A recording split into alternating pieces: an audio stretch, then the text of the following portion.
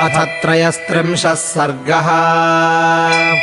सीताम् तु मोहिताम् दृष्ट्वा सरमा नाम राक्षसी आससादाथ वैदेहीम् प्रियाम् प्रणयिनी सखीम्। मोहिताम् राक्षसेन्द्रेण सीताम् परमदुःखिताम् आश्वासयामास तदा सरमा मृदुभाषिणी।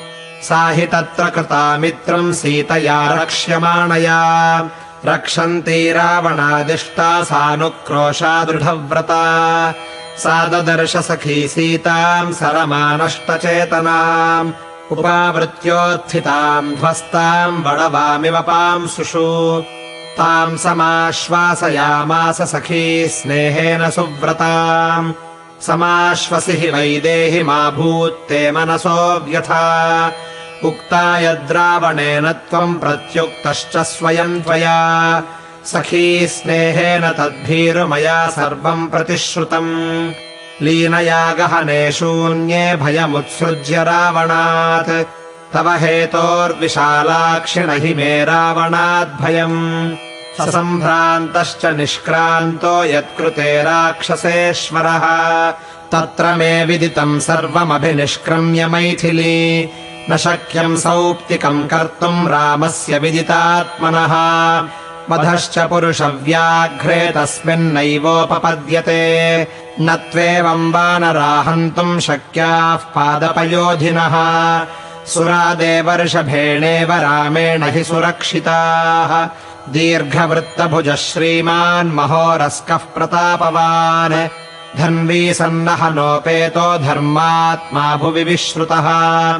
विक्रान्तो रक्षिता नित्यमात्मनश्च परस्य च। लक्ष्मणेन सह भ्रात्रा कुलीनो नयशास्त्रवित्। हन्ता परबलौघानामचिन्त्य बलपौरुषः। न हतो राघवः श्रीमान् सीते शत्रुनिबर्हणः। अयुक्तबुद्धिकृत्येन सर्वभूतविरोधिना। एवम् प्रयुक्ता रौद्रेण मायाविना त्वयि। शोकस्ते विगतः सर्वकल्याणम् त्वामुपस्थितम्। ध्रुवम् त्वाम् भजते लक्ष्मीः प्रियम् ते भवति शृणु। उत्तीर्य सागरम् रामः सह वानरसेनया। सन्निविष्टः समुद्रस्य तीरमासाद्य दक्षिणम्। दृष्टो मे परिपूर्णार्थः काकुत्स्थः सह लक्ष्मणः। सहितैः सागरान्तस्थैर्बलैस्तिष्ठति रक्षितः। अनेन प्रेषिता ये च राक्षसा लघुविक्रमाः। राघवस्तीर्ण इत्येवम् प्रवृत्तिस्तैरिहाहृता। सताम् श्रुत्वा विशालाक्षि प्रवृत्तिम् राक्षसाधिपः। एष मन्त्रयते सर्वैः सचिवैः सह रावणः। इति ब्रुवाणा सरमा राक्षसी सीतया सह। सर्वोद्योगेन सैन्यानाम् शब्दम् शुश्राव भैरवम्। दण्डनिर्घातवादिन्याः श्रुत्वा भैर्या महास्वनम्। उवाच सरमा सीतामिदम् मधुरभाषिणी। सन्नाहजननी ह्येषा भैरवा भीरुभेरिका। भेरीनादम् च गम्भीरम् शृणुतो यदनिस्वनम्। कल्प्यन्ते मत्तमातङ्गा युज्यन्ते रथवाजिनः। दृश्यन्ते तुरगारूढाः प्रासहस्ताः सहस्रशः। तत्र तत्र च सन्नद्धाः सम्पतन्ति सहस्रशः। आपूर्यन्ते राजमार्गाः सैन्यैरद्भुतदर्शनैः। वेगवद्भिर्नदद्भिश्च तोयौघैरिव सागरः। शस्त्राणाम् च प्रसन्नानाम् चर्मणाम् वर्मणाम् तथा। रथवाजिगजानाम् च राक्षसेन्द्रानुयायिनाम्। सम्भ्रमो रक्षसामेष हर्षितानाम् तरस्विनाम्। प्रभाम् विसृजताम् पश्य नानावर्णसमुत्थिताम्। वनम् निर्दहतो घर्मे यथा रूपम् विभावसोः। घण्टानाम् शृणु निर्घोषम् रथानाम् शृणु निस्वनम्। हयानाम् हेषमाणानाम् शृणु तूर्यध्वनिम् तथा। उद्यतायुधहस्तानाम् राक्षसेन्द्रानुयायिनाम्। सम्भ्रमो रक्षसामेष तुमुलोलोमहर्षणम्। श्रीस्त्वाम् भजति शोकघ्नी रक्षसाम् भयमागतम्।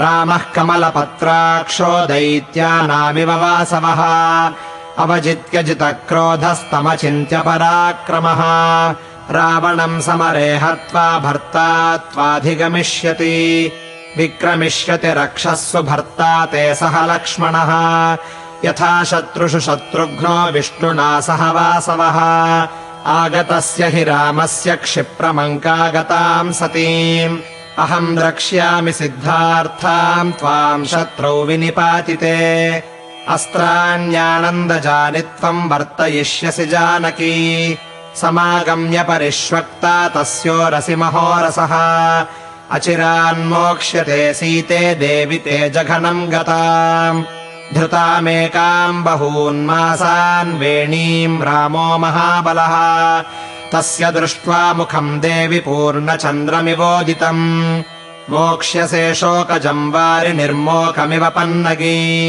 रावणम् समरे हत्वा न चिरादेव मैथिली त्वया समग्रः प्रियया सुखार्हो लप्स्यते सुखम् सभाजिता त्वम् रामेण मोदिष्यसि महात्मना सुवर्षेण समायुक्ता यथा सस्येन मेदिनी गिरिवरमभितो विवर्तमानो हय इव मण्डलमाशु यः करोति तमिह शरणमभ्युपैहि देवि दिवसकरम् प्रभवो ह्ययम् प्रजानाम् इत्यार्षे श्रीमद् रामायणे वाल्मीकीये आदिकाव्ये युद्धकाण्डे 33 सर्गः।